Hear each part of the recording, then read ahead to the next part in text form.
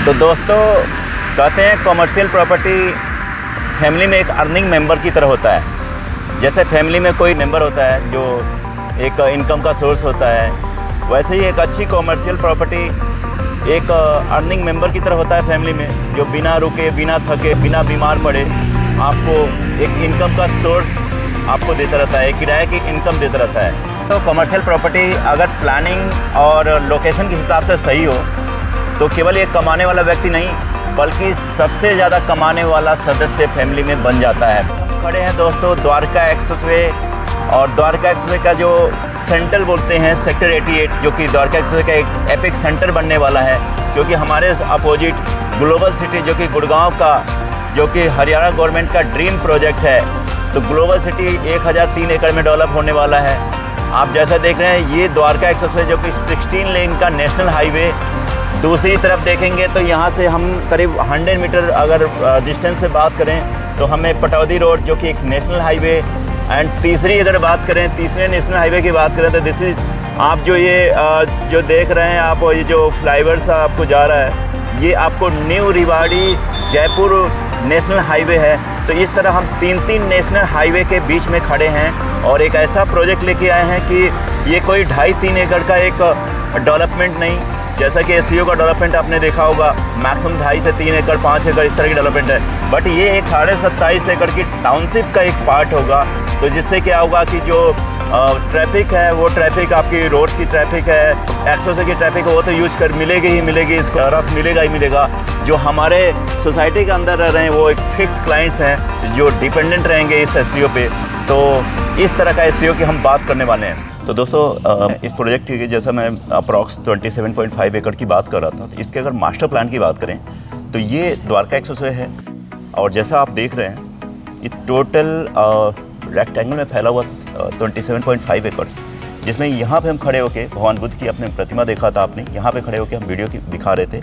उसके बाद एक 12 मीटर का सर्विस लेन है। फिर ये 5.5 एकड़ का जो आप आइकॉन देख रहे हैं, एथिक आइकॉन देख रहे हैं, ये हमारा एससीओ की लैंड है।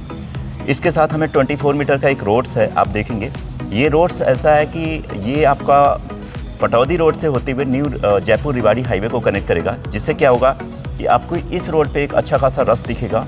कॉमन पब्लिक जो और बाहर की पब्लिक है वो भी इसको यूज़ करेगी, तो एक अच्छा ट्रैफिक इस रोड से भी आपको देखने को मिल जाएगा।